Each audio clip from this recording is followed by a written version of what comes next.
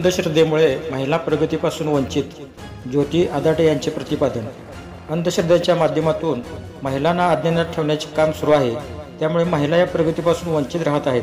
त्यामुळे त्यांना अंधश्रद्धेच्या जोखडातून मुक्त करण्यासाठी त्यांच्यामध्ये वैज्ञानिक दृष्टिकोन रुजवण्याची गरज आहे, असे प्रतिपादन अंधश्रद्धा निर्मूलन समिती व प्रबोधन मंचच्या जिल्हा कार्याध्यक्षा ज्योती आदाटे यांनी केले.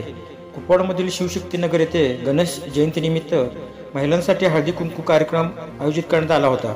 यावेळी प्रमुख पाहुण्या म्हणून ज्योती आदाटे बोलत होत्या. त्या म्हणाल्या, महिला या परंपरेने अंधश्रद्धा जोपासत आल्या आहेत, परंतु त्यांच्या माध्यमातून पुढच्या पिढीवर अंधश्रद्धा संस्कार होत असतात. मुले पुढे अंधश्रद्धा बनतात, त्यामुळे त्यांचीही प्रगती खुंटते. पुढची पिढी सक्षम घडवण्याची असेल तर महिलांनी वैज्ञानिक दृष्टिकोन स्वीकारून स्वावलंबी बनले पाहिजे.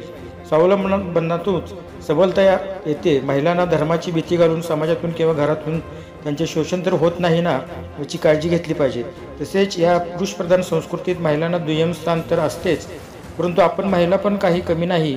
अशा कार्यक्रमांना जाणीवपूर्वक सौभाग्यवती असलेल्या महिलांनाच बोलावून हा कार्यक्रम करतो. यातून कळते की आपल्यातच किती विषमता आहे. हळदी कुंकूचा आणि सुवासनीचा काडीमात्र संबंध नाही, ते एक सौंदर्याचे लक्षण आहे आणि या निमित्ताने आपण एकत्र येऊन विचारांची देवाणघेवाण करण्यासाठी सहभागी होत असतो. परंतु आपण काय करतो? ठराविक महिलांनाच बोलावून भेदभाव करतो आणि आपल्या अस्तित्वाचा अपमान आपणच करतो. हे चुकीचे आहे. त्यामुळे सर्वच महिलांनी बोलावून या कार्यक्रमाचा आनंद घ्यावा. तसेच वाण म्हणून महापुरुषांची छोटी छोटी पुस्तके वाटा, तरच खऱ्या अर्थाने परिवर्तन होईल. यावेळी या समितीचे संघटक प्रियांका तुपलोंडे, तसेच बाबासाहेब मुंजे, दीपक वेदपाठक, संतोष काळेल, प्रकाश गायकवाड, सर्जेराव पवार, अनिल कोळे, प्रकाश मोरे, शारदा माने, उज्ज्वला वाघ तसेच भागातील नागरिक मोठ्या संख्येने उपस्थित होते.